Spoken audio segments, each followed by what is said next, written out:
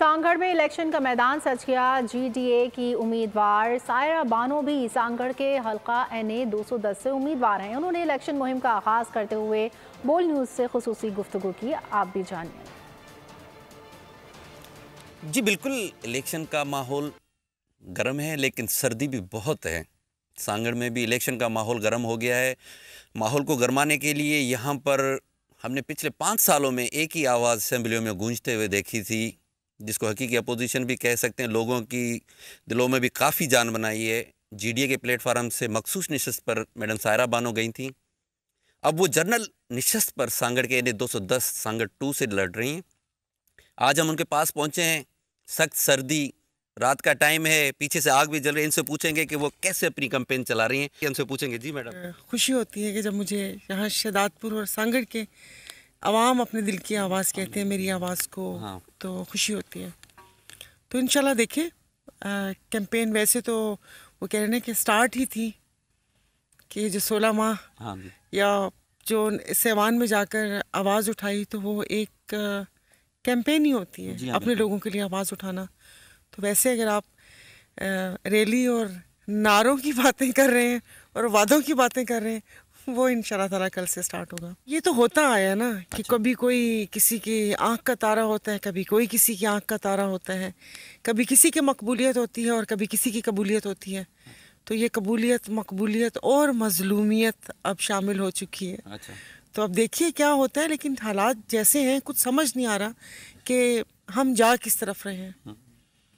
आज भी सुना है कि एक सेनेटर हिदायतुल्लाह साहब ने एक सेनेट में करारदाद पेश की है कि जिसमें उन्होंने कहा था कि ये 3 माह के लिए मौखर कर दीजिए इंतखाबात।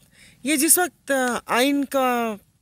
आइन शिकनी हुई थी कि जो पंजाब और केपीके की गवर्नमेंट थी और नहीं हुआ था, तो ये चीज़ उसी वक्त ही पता चल रही थी कि ये रुकने वाला नहीं है सिलसिला।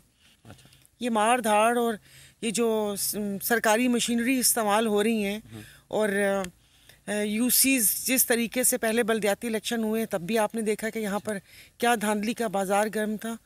तो अब वो वापस से वही वादे और ख्वाब। उससे पहले आपने ख्वाब के लिए मुझे कहा था कि आप क्या ख्वाब दिखाएंगे।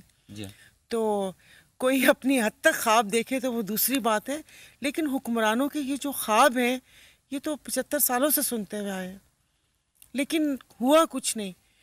और आप 75 साल गुजरने के बावजूद भी यहाँ पर सिर्फ पानी और गैस और सेहत और तालीम को तरस रहे हैं, बाकी तो तरक्की दूसरी बात है। और मेरे मौक़िफ़ में तब्दीली क्यों आएगी? मुझसे किसी ने सवाल भी किया था कि अब आप उनकी सफाई तो मैंने आज तक किसी की भी नहीं दी।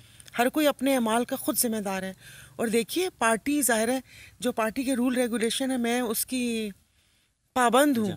मैंने तो उससे पहले भी बोला था कि प्लीज़ ये इलेक्शन करवाने का खड़ाग ना पालें और एक कुरानदाजी करवा लें। जैसे हम बचपन में खेलते थे बादशाह का वजीर कौन, तो एक सदर बन जाए, एक वजीर आजम बन जाए, कोई वजीर दाखिला बन जाए, वजीर खारजा बन जाए, मिल बांट के खा लो हिस्सा बकदर जुस्सा। तो ये प्रैक्टिस करने की क्या ज़रूरत है? जी बिल्कुल मैडम सायरा बानो की बातें आपने सुनी। बड़ी मैंने कहा था, पहले भी कहा था कि सर्दी है लेकिन इनकी बातें बड़ी जो है जोशीले होती हैं। तो ये आज से अपनी कैंपेन का यहाँ पर सांगढ़ में एनए 210 पर कैंपेन कर रही हैं और ये पुरुम्मीद है अपनी कारकर्दगी पे कि उन्होंने एक मखसूस नशस्त पे भी इस हल्के में काम किए हैं। और आज इन्होंने कहा कि मैं पीपल्स पार्टी और अपने मुखालफिन को यहाँ पर जो है टफ टाइम दूँगी और होपफुल 8 फरवरी को पता चलेगा कि मैडम के साथ कितनी आवाम है और मैडम के कामों को उनको कितना वो जो है क्रेडिट मिलता है। सब्सक्राइब करें और बेल दबाएं ताकि कोई खबर रह न जाए।